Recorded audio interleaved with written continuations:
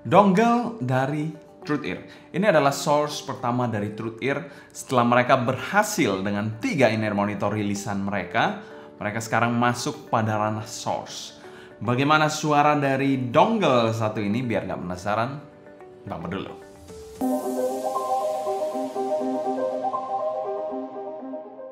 Halo semua, selamat datang di channel Soundic ini bersama dengan saya Sebastian yang seperti biasa akan sharing info dan racun mengenai dunia personal audio, baik itu audio portable ataupun desktop audio. Di video kali ini kita akan membahas sebuah dongle dari Truth-Ear yang diberi nama CEO. Dirilis bersamaan dengan Truth-Ear Hola in-ear monitor budget mereka.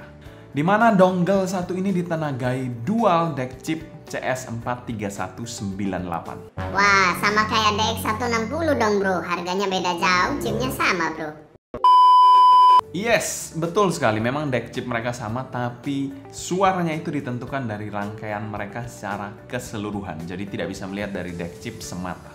Dongle satu ini pun sudah mendukung semua format lagu. Dari lagu yang kita bilang low res sampai lagu yang high res, lossless, DSD, bla bla bla, semua sudah didukung di dongle satu ini.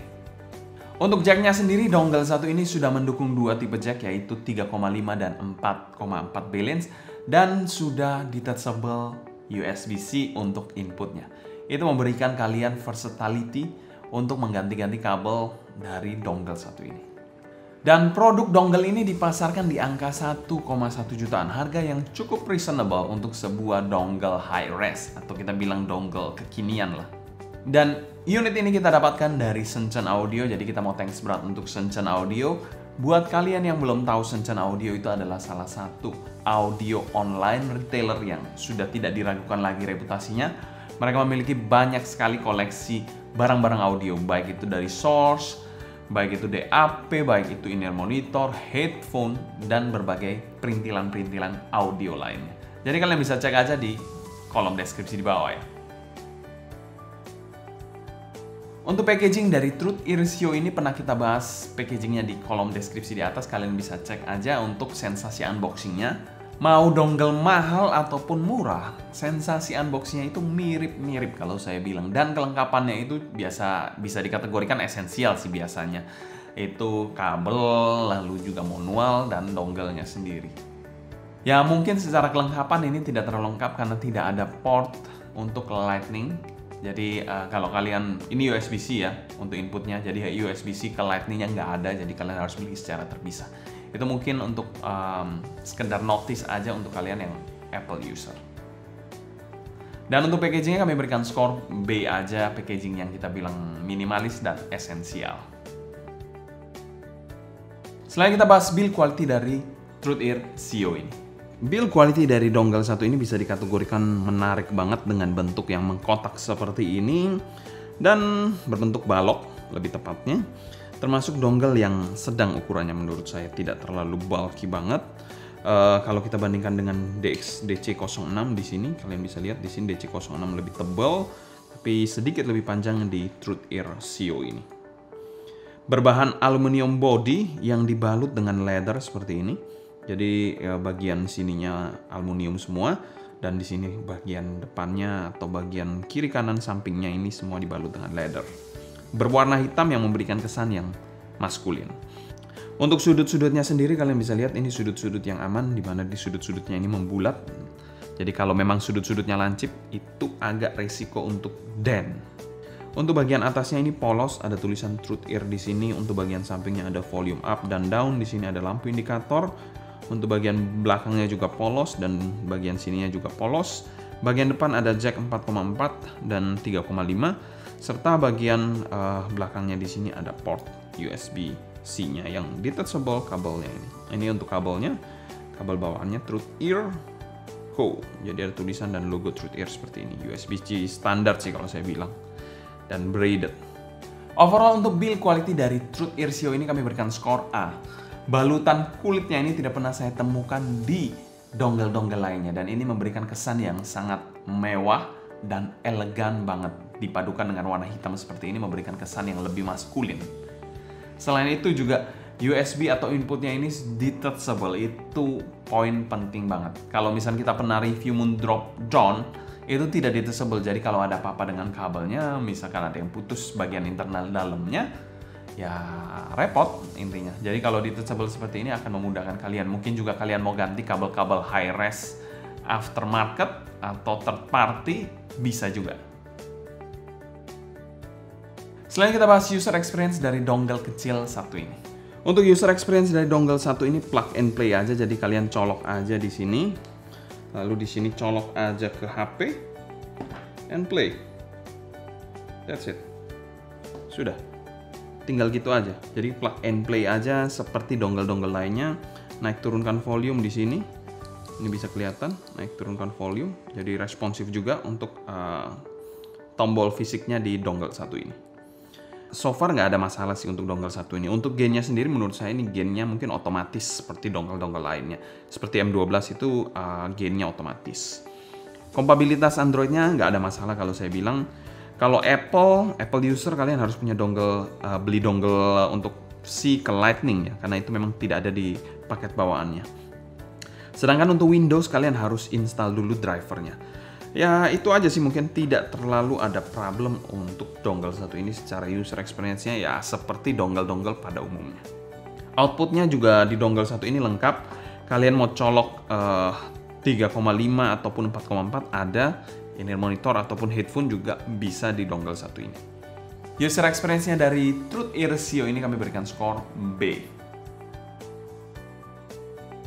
Selain kita bahas sound quality dari Trueear Sio ini, arah suara dari Trueear Sio ini untuk sebuah dongle bisa saya kategorikan balance, di mana semua frekuensinya itu seperti di boosting. Jadi terkesan forward semuanya. Untuk bagian bass dari dongle satu ini bisa dikategorikan bass yang cukup besar dan megah, memberikan punch yang bagus, rapi, dengan impact yang terasa luas. Dinamika dari bassnya juga bisa dikategorikan bagus, overall bass yang bersih dan juga sedikit forward untuk bagian bassnya. Untuk midnya juga sama, terkesan forward, sedikit warmer body, terkesan neutral dengan artikulasi yang jelas. Terasa lebih lively dan berpower suara midnya. Instrumennya pun detail dan cukup menonjol. Untuk bagian treble-nya juga cukup forward. Sedikit kemajuan untuk selera saya di treble-nya ini. Jadi overall terasa sedikit nyerang, namun tetap menjaga tekstur yang bersih dan juga detail. Dan secara keseluruhan tonalitas dari Sio ini kami berikan skor A-. Buat kalian yang suka dengan suara yang forward dengan sentuhan sedikit warm body, ini bisa jadi pilihan untuk kalian. Selanjutnya kita bahas teknikalitas dari dongle satu ini. Dongle satu ini memiliki arah suara yang bisa dikategorikan forward dan juga lively.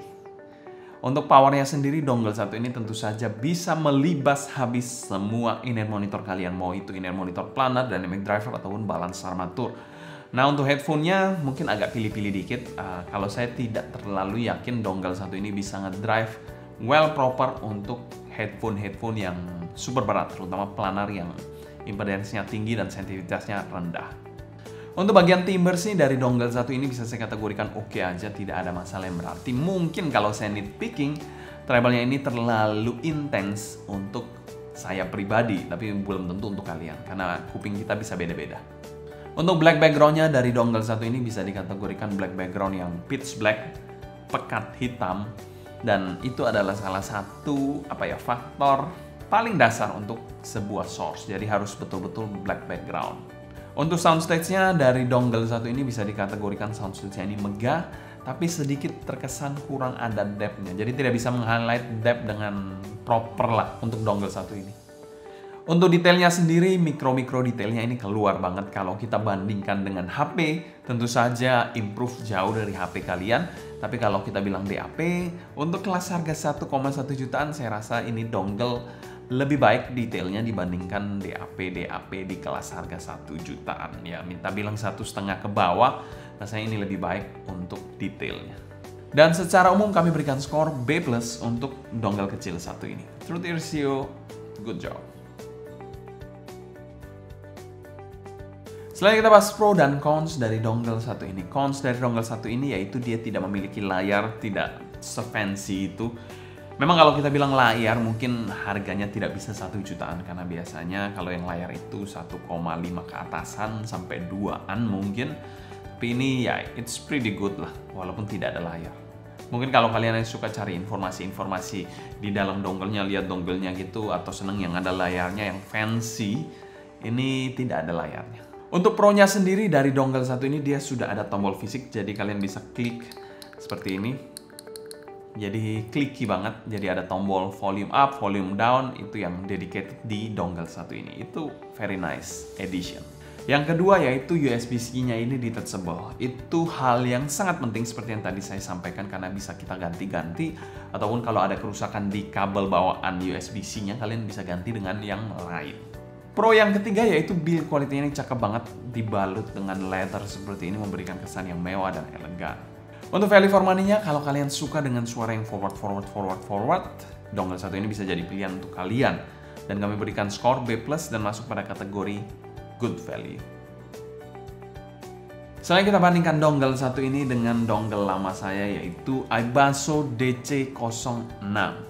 Oke, selanjutnya kita akan bandingkan kedua dongle ini. Kedua dongle iBasso DC06 dan juga TruthEar Sio. Overall kedua suara dari dongle ini cukup berbeda, di mana DC06 ini lebih neutral, sedangkan di Sio ini lebih balance, jadi lebih forward, suaranya lebih di boosting. Di Sio ini baik bass treble-nya terkesan dimajuin atau forward, sedangkan di DC06 ini lebih pas dan netral. Bass di Sio pun lebih nampol jika dibandingkan dengan DC06. Dan mid-nya juga lebih netral di DC06 dan lebih warm dan forward di Sio. Untuk treble-nya sendiri lebih sopan di DC06 dan saya suka itu dibandingkan Sio yang treble-nya lebih maju dan sedikit nyerang. Overall keduanya sama-sama bersih untuk kelas dongle. Namun saya rasa sedikit menang powernya di Sio, dibandingkan DC06. Buat kalian yang suka netral-netral sih, saya rasa DC06 ini masih menjadi pilihan yang cukup menarik di 2023 ini. Sedangkan kalau kalian yang suka yang suara yang lebih di boosting, yang lebih forward, ke Sio aja. Ini semua saya tes menggunakan Cetian UHD dengan koneksi balance-nya. Jadi saya menggunakan 4,4-nya di kedua dongle ini. Kesimpulan, Sio ini adalah dongle yang sangat menarik, hadir dengan segala kebaikan untuk sebuah dongle. Namun dipasarkan dengan harga yang ramah di kantong. Port lengkap, 4,4, 3,5, USB detachable, dan sudah ada tombol fisik serta balutan leather yang wow. Dengan suara yang lively, membuat dongle satu ini menjadi salah satu pilihan menarik, terutama untuk di pairing dengan in-ear monitor yang memang suaranya laid back, nyantai seperti kita bilang Hola, Yuan Li. Itu di pair dengan dongle satu ini saya rasa akan sangat mantap. Demikian cerita saya mengenai TruthEar Sio ini. Kalau kalian suka, jangan lupa subscribe, klik tombol like, follow Instagram, TikTok, and Discord kita @SoundDignity agar kalian tidak ketinggalan update-update terbaru mengenai dunia portable dan desktop audio. Kalau kalian ada pertanyaan seputar dongle satu ini, feel free juga untuk tulis pertanyaan kalian di kolom komentar di bawah ya. Mungkin sekian dulu untuk video kali ini. Saya Sebastian dari SoundDignity pamit undur diri. Sampai jumpa di video berikutnya. Happy listening, stay healthy, and ciao.